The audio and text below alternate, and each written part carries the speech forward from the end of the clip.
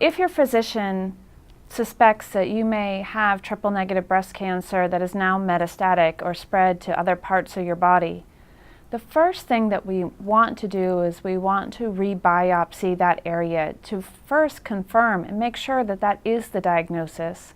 We also want to repeat those tissue markers, so look at that estrogen receptor, progesterone receptor, and HER2. They may also talk to you about doing genetic testing for you, for information for potential drugs that you might be eligible for now, such as PARP inhibitors.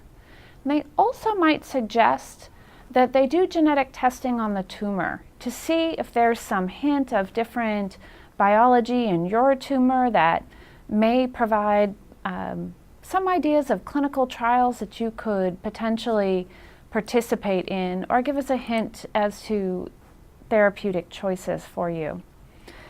Right now, outside of a BRCA mutation and the use of PARP inhibitors, we do not have a set marker on the genetic test of your tumor that directly sets with a particular drug, but they're coming and clinical trials may be available.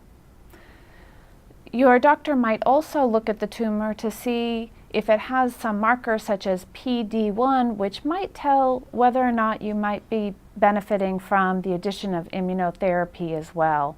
Those studies are continuing to mature, and there's our first study, the Impassion 130 study, that showed that if you give one type of chemo, nab-paclitaxel, with one of the new immunotherapies, atezolizumab, that there was improvement. And that might be right for you if they find certain markers in your tumor.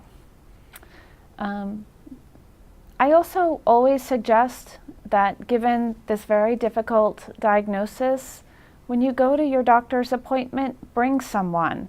Bring a pad of paper. Bring your list of questions. It will be your first pass at the questions that you want to ask, and there will be more in the future. Even probably after the appointment, it might trigger more questions. There's no right or wrong of exactly which chemo or which therapy we use.